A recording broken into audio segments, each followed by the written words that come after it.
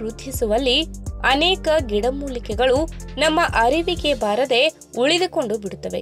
ಪ್ರತಿದಿನ ಕಣ್ಣೆದುರು ಕಂಡರೂ ಅದರ ಔಷಧೀಯ ಗುಣ ಮಾತ್ರ ನಮಗೆ ಗೊತ್ತಿರುವುದಿಲ್ಲ. ಅಂತಹ ಒಂದು ಗಿಡ ಚಕ್ರಮುನಿ ಗಿಡ. ಇದನ್ನು ಸ್ಥಳೀಯವಾಗಿ ಅಥವಾ ಗ್ರಾಂಥಿಕವಾಗಿ ಬಿಪಿ ಸೊಪ್ಪು ಎಂತಲೂ ಕರೆಯುತ್ತಾರೆ. ಇದರ ಮೂಲ ಮಲೇಷಿಯಾ, ಆದರೂ ಕರ್ನಾಟಕ, ಕೇರಳ, ತಮಿಳುನಾಡಿನಲ್ಲಿ ಹೆಚ್ಚಾಗಿ ಕಂಡುಬರುತ್ತದೆ. ಕೆಲವು ಪ್ರಾಂತ್ಯದ ರೈತರು ಇದನ್ನು ವಾಣಿಜ್ಯ ಬೆಳೆಯಾಗಿಯೂ ಬೆಳೆಯುತ್ತಾರೆ. ಈ ಬಿಪಿ ಸೊಪ್ಪು ಅಥವಾ ಚಕ್ರಮುನಿ ಗಿಡದ ಎಲೆಗಳಲ್ಲಿ ಯಥೇಚ್ಛವಾದ ಪ್ರೋಟೀನ್, ವಿಟಮಿನ್ಗಳು ಮತ್ತು ಜೀವಸತ್ವಗಳು ಇವೆ. ಹೇರಳವಾದ ಪೋಷಕಾಂಶಗಳನ್ನು ಹೊಂದಿರುವ ಇದನ್ನ ಮಲ್ಟಿ ವಿಟಮಿನ್ ಪ್ಲಾಂಟ್ ಎಂತಲೂ ಕರೆಯುತ್ತಾರೆ. ಚಕ್ರಮುನಿ ಸೊಪ್ಪಿನಲ್ಲಿ ವಿಟಮಿನ್ ಎ, ಬಿ, ಸಿ ಮತ್ತು ಕೆ ವಿಪುಲವಾಗಿದ್ದು ದೇಹದಲ್ಲಿನ ಜೀವಕೋಶಗಳ ಅಭಿವೃದ್ಧಿಗೆ, ಸ್ನಾಯುಗಳ ರಚನೆ ಮತ್ತು ಬೆಳವಣಿಗೆಗೆ ಹಾಗೂ ದೇಹದಲ್ಲಿ ರೋಗ ನಿರೋಧಕ ಶಕ್ತಿಯನ್ನ ಹೆಚ್ಚಿಸಲು ಉತ್ತಮವಾದ ಮೂಲಿಕೆಯಾಗಿದೆ. ಹಾಗಾದ್ರೆ ಬನ್ನಿ ಇದರ ಆರೋಗ್ಯದ ಗುಣಗಳ ಬಗ್ಗೆ ಮತ್ತಷ್ಟು ಮಾಹಿತಿಯನ್ನ ತಿಳಿದುಕೊಳ್ಳೋಣ. ಅದಕ್ಕಿಂತ ಮುಂಚೆ ನೀವಿನ್ನು ನನ್ನ ಚಾನೆಲ್ಗೆ ಸಬ್ಸ್ಕ್ರೈಬ್ ಆಗಿಲ್ಲ ಅಂದ್ರೆ ಪ್ಲೀಸ್ ಸಬ್ಸ್ಕ್ರೈಬ್ ಮಾಡ್ಕೊಳ್ಳಿ, ಹಾಗೆ ಪಕ್ಕದಲ್ಲೇ ಇರುವಂತಹ ಬೆಲ್ ಐಕನ್ ನ ಕ್ಲಿಕ್ ಮಾಡಿ. ಚಕ್ರಮುನಿ ಸೊಪ್ಪಿನ ಸೇವನೆಯಿಂದ ದೇಹದಲ್ಲಿ ರಕ್ತದ ಉತ್ಪತ್ತಿಯಾಗುತ್ತದೆ. ಹೀಗಾಗಿ ರಕ್ತದ ಕೊರತೆ ಇದ್ದವರಿಗೆ ಇದು ಉತ್ತಮ ಮೂಲಿಕೆಯಾಗಿದೆ. ಮಹಿಳೆಯರಿಗೆ ಇದು ಹೆಚ್ಚು ಉಪಯುಕ್ತ, ಏಕೆಂದರೆ ಮುಟ್ಟಿನ ದಿನಗಳಲ್ಲಿ ಅಧಿಕ ರಕ್ತಸ್ರಾವವಾದರೆ ಈ ಸೊಪ್ಪಿನ ಸೇವನೆಯಿಂದ ಸರಿದೂಗಿಸಿಕೊಳ್ಳಬಹುದು. ಈ ಸೊಪ್ಪನ್ನ ಚಟ್ನಿ, ಪಲ್ಯವನ್ನ ಮಾಡುವ ಮೂಲಕ ಬಳಸಬಹುದಾಗಿದೆ. ರಕ್ತವನ್ನ ಶುದ್ಧೀಕರಿಸಲು ಕೂಡ ಇದು ಉಪಯುಕ್ತವಾಗಿದೆ. ಇನ್ನು ಚಕ್ರಮುನಿ ಸೊಪ್ಪಿನ ಬಳಕೆಯಿಂದ ಮೂತ್ರಪಿಂಡಗಳನ್ನ ಸುರಕ್ಷಿತವಾಗಿಟ್ಟುಕೊಳ್ಳಬಹುದು. ಈ ಸೊಪ್ಪಿನಲ್ಲಿರುವ ಜೀವಸತ್ವಗಳು ಮೂತ್ರಪಿಂಡದ ಸಮಸ್ಯೆಗಳನ್ನ ಪರಿಹರಿಸಲು ಸಹಾಯಕವಾಗಿದೆ. ಬೇಸಿಗೆಯಲ್ಲಿ ಹೆಚ್ಚಾಗಿ ಕಾಡುವ ಮೂತ್ರಪಿಂಡದ ಕಲ್ಲು ಸೇರಿದಂತೆ ಹಲವು ಸಮಸ್ಯೆಗಳಿಗೆ ರಾಮಬಾಣವಾಗಿದೆ. ಹೀಗಾಗಿ ಚಕ್ರಮುನಿ ಸೊಪ್ಪನ್ನ ದಿನನಿತ್ಯದ ಅಡುಗೆಯಲ್ಲಿ ಬಳಸುವುದು ಹೆಚ್ಚು ಉಪಯುಕ್ತವಾಗಿದೆ. ಅಷ್ಟೇ ಅಲ್ಲದೆ ಇತ್ತೀಚಿನ ದಿನಗಳಲ್ಲಿ ಸರಿಯಾದ ಆಹಾರ ಸೇವನೆ ಮಾಡದೆ ರೋಗ ನಿರೋಧಕ ಶಕ್ತಿ ಕಡಿಮೆಯಾಗಿ ಹಲವು ಆರೋಗ್ಯ ಸಮಸ್ಯೆಗಳು ಕಾಣಿಸಿಕೊಳ್ಳುತ್ತಿವೆ. ರೋಗ ನಿರೋಧಕ ಶಕ್ತಿ ಹೆಚ್ಚಿಸಲು ಚಕ್ರಮುನಿ ಸೊಪ್ಪು ಸಹಾಯಕವಾಗಿದೆ.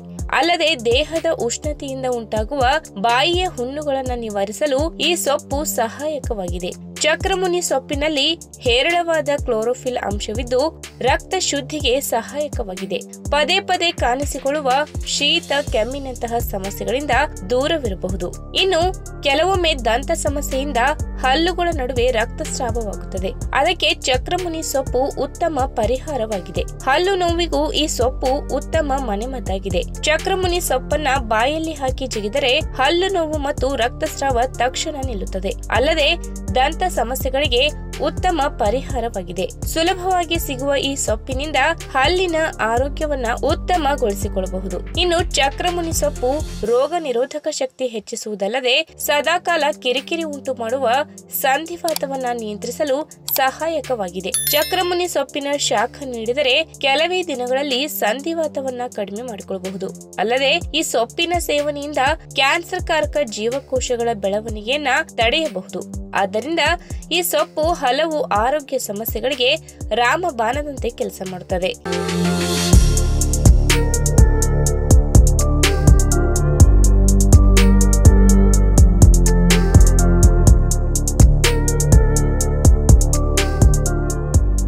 ಹಿತ್ತಲ ಗಿಡ ಮದ್ದಲ್ಲ ಎನ್ನುತ್ತಾರೆ. ಆದರೆ ನಮ್ಮ ಸುತ್ತಮುತ್ತಲಿರುವ ಅನೇಕ ಗಿಡಗಳು ಹತ್ತಾರು ಆರೋಗ್ಯ ಸಮಸ್ಯೆಗಳಿಗೆ ಉತ್ತಮ ಮನೆಮದ್ದಾಗಿರುತ್ತದೆ. ಮನೆಯ ಹಿತ್ತಲಿನಲ್ಲಿ ತನ್ನ ಪಾಡಿಗೆ ಹೂ ಬಿಟ್ಟು ಬೀಜವಾಗಿ ಉದುರಿ ಮತ್ತೆ ಹೂ ಬಿಡುವ ಗಿಡ ತುಂಬೆ. ಹಲವರು ಈ ತುಂಬೆ ಗಿಡದ ಹೆಸರನ್ನ ಕೇಳಿರಬಹುದು. ಹಳ್ಳಿಗಳಲ್ಲಿ ಸರ್ವೇ ಸಾಮಾನ್ಯವಾಗಿ ಕಂಡುಬರುವ ಈ ತುಂಬೆ ಗಿಡ ಆರೋಗ್ಯ ಗುಣಗಳ ಆಗರವಾಗಿದೆ. ಬೆಟ್ಟ ನೆಲದಲ್ಲಿ ಬೆಳೆದು ಪುಟ್ಟ ಪುಟ್ಟ ಹೂಗಳನ್ನ ಬಿಟ್ಟು ನೋಡುಗರನ್ನ ತನ್ನತ್ತ ಸೆಳೆಯುವ ಈ ತುಂಬೆ ಗಿಡದ ಹೂವು ಶಿವನಿಗೆ ಪ್ರಿಯವಾದದ್ದಾಗಿದೆ. ಹಲವು ಬಣ್ಣಗಳ ತುಂಬೆ ಗಿಡವಿದೆ, ಆದರೆ ಬಿಳಿ ತುಂಬೆ ಹೆಚ್ಚು ಆರೋಗ್ಯ ಗುಣಗಳನ್ನ ಹೊಂದಿದೆ. ಆಯುರ್ವೇದದಲ್ಲಿಯೂ ತುಂಬೆ ಗಿಡದ ಔಷಧೀಯ ಗುಣಗಳ ಬಗ್ಗೆ ಹೇಳಲಾಗಿದ್ದು, ಸಂಸ್ಕೃತದಲ್ಲಿ ಇದನ್ನ ದ್ರೋಣ ಪುಷ್ಪ ಅಥವಾ ಚಿತ್ರಕ್ಷುಪ ಎಂದು ಕರೆಯುತ್ತಾರೆ. ಹಾಗಾದ್ರೆ ಬನ್ನಿ ಇದರ ಮತ್ತಷ್ಟು ಆರೋಗ್ಯದ ಗುಣಗಳ ಬಗ್ಗೆ ಇವತ್ತಿನ ವಿಡಿಯೋ ಮುಖಾಂತರ ತಿಳಿದುಕೊಳ್ಳೋಣ. ಅದಕ್ಕಿಂತ ಮುಂಚೆ ನೀವಿನ್ನೂ ನನ್ನ ಚಾನೆಲ್ಗೆ ಸಬ್ಸ್ಕ್ರೈಬ್ ಆಗಿಲ್ಲ ಅಂದ್ರೆ ಪ್ಲೀಸ್ ಸಬ್ಸ್ಕ್ರೈಬ್ ಮಾಡ್ಕೊಳ್ಳಿ, ಹಾಗೆ ಪಕ್ಕದಲ್ಲಿರುವಂತಹ ಬೆಲ್ ಐಕನ್ ನ ಕ್ಲಿಕ್ ಮಾಡಿ. ಕಾಲದ ಭೇದವಿಲ್ಲದೆ ಕಾಡುವ ಅನಾರೋಗ್ಯ ಎಂದರೆ ಅದು ಜ್ವರ. ಜ್ವರಕ್ಕೆ ಅನೇಕ ಮನೆಮದ್ದುಗಳಿವೆ, ಆದರೆ ತುಂಬೆ ಎಲ್ಲಕ್ಕಿಂತ ಉತ್ತಮ ಎನ್ನಬಹುದು. ತುಂಬೆ ಗಿಡದ ಎಲೆಯ ರಸವನ್ನ ತೆಗೆದು ಕರಿಮೆಣಸಿನ ಕಾಳು ಅಥವಾ ಪುಡಿಯನ್ನ ಸೇರಿಸಿ ಕುದಿಸಿ ಕಷಾಯ ಮಾಡಿಕೊಂಡು ಕುಡಿದರೆ ದೇಹದಲ್ಲಿ ಜ್ವರದ ತಾಪಮಾನ ಅರ್ಧ ಗಂಟೆಯಲ್ಲಿ ನಿಯಂತ್ರಣಕ್ಕೆ ಬರುತ್ತದೆ. ಅಲ್ಲದೆ ದೇಹವನ್ನ ಉತ್ಸಾಹದಿಂದ ಕೂಡಿರುವಂತೆ ಮಾಡುತ್ತದೆ. ಹೀಗಾಗಿ ತುಂಬೆ ಗಿಡವನ್ನ ಜ್ವರದ ವೇಳೆಯಲ್ಲಿ ಉತ್ತಮ ಮನೆಮದ್ದಾಗಿ ಬಳಸಿಕೊಳ್ಳಬಹುದು. ಇನ್ನು ಒತ್ತಡದ ಜೀವನ.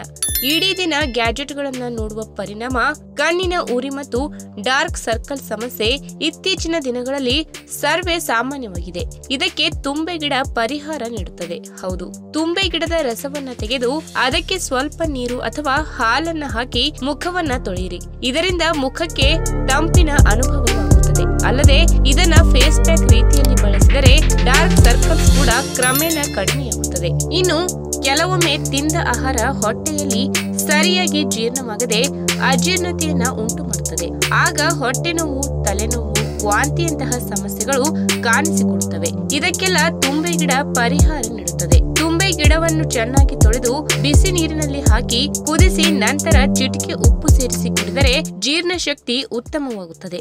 ಜೊತೆಗೆ ಉದರದ ಸಮಸ್ಯೆಗಳನ್ನ ಪರಿಹರಿಸುತ್ತದೆ. ಹೀಗಾಗಿ ಪಚನ ಕ್ರಿಯೆಯನ್ನ ಸುಧಾರಿಸಲು ತುಂಬೆ ಗಿಡದ ಬಳಕೆ ಸುಲಭದ ಮಾರ್ಗವಾಗಿದೆ. ಇನ್ನು ಮಂಡಿ ನೋವು, ಕಾಲು ನೋವು ಸಾಮಾನ್ಯವಾಗಿಬಿಟ್ಟಿದೆ. ಆದರೆ ಅದರ ನೋವು ಮಾತ್ರ ತಡೆದುಕೊಳ್ಳುವವರಿಗೆ ಗೊತ್ತು. ಇದಕ್ಕೆ ತುಂಬೆ ಗಿಡ ರಾಮಬಾಣವಾಗಿದೆ.